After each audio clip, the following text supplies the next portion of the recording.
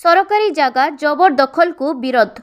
बालेश्वर जिला भोगराई ब्लॉक कांथीबौरी पंचायतर सरकारी जगार विचित्रपुर जनकल्याण स्वच्छासेवी संगठन बेआईन भावे गृह निर्माण को तीव्र विरोध करी पंचायत कार्यालय एकाठी होइचंती पंचायतवासी।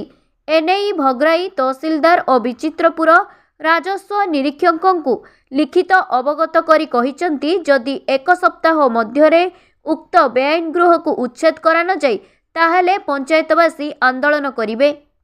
सूचना अनुसार कांथीबौरी पंचायत को 2022-23 आर्थिक वर्ष रे पंचदश अर्थ कमिशन पक्षरु पंचायत को 10 लाख टंका अनुदान रे एक मार्केट कॉम्प्लेक्स पाई उक्त जगह चिन्हट करा जायथिला।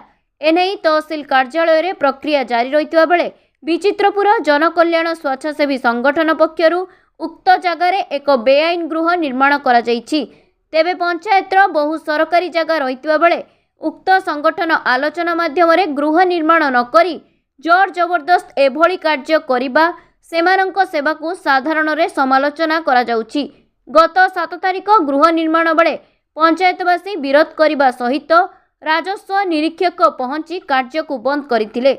मात्र संगठन तांको कथा को मध्य बेखात्री करी टीण छपर घर निर्माण शेष करिसंती। तेणु तुरंत एहाकु उच्छेद करिबा पई बालेश्वर जिलापालक समेत भोगराई तहसीलदार एवं विचित्रपुर राजस्व निरीक्षकों को निवेदन करा जायछि।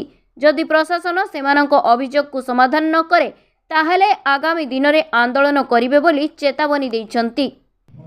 अचानक भाबरे कि गोटे विचार बाहर को जाई कि जेतेबेले करा जाउछि जबरदखल भाबरे कि समस्तंक आम पंचायत सप्ताह दिन आमे सेठी गोटे हमर 7 दिन मध्य नकले एक काटिगोटी पंचायत रे उत्तेजना बढ़िबो एवं या प्रशासन ही दायी एति कोई प्रशासन